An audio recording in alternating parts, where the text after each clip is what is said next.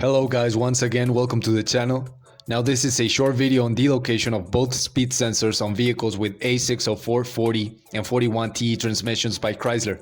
This vehicle specifically is a Dodge Avenger.